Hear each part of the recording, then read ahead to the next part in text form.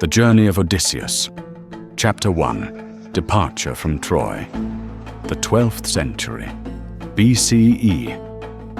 The Trojan War had finally ended after 10 long years of siege. The Greeks had triumphed thanks to the brilliant strategy of Odysseus. The famous Trojan horse trick had breached the city's mighty walls, bringing Troy to its ultimate downfall. But victory came at a cost.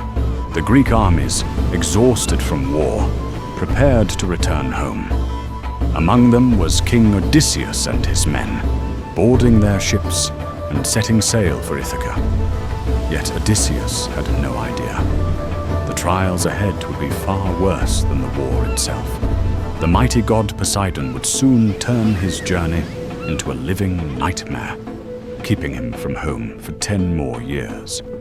Their first stop, the land of the Cicones at Ismaros. Drunk with victory, Odysseus and his men arrived, not knowing that their joy would soon turn into a fight for survival.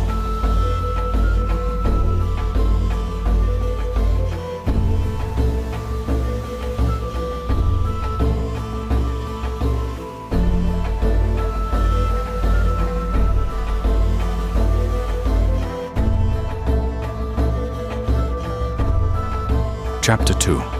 The Raid on Ismaros and the Cicone Attack. After leaving Troy, Odysseus and his men reached their first destination, Ismaros, the land of the Cicones. These were fierce warriors, but the Greeks, still high on victory, pillaged the city, slaughtered its people, and took their treasures. Odysseus warned his men, "We mustn't linger here. The gods do not favor arrogance. We must set sail immediately." But his men didn't listen. They drank, danced, and celebrated their victory. And at that moment, the Cicone warriors returned, thirsting for revenge.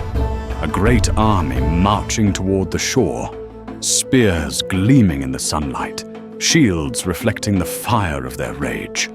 The Cicones struck back with fury. Odysseus's men were caught off guard.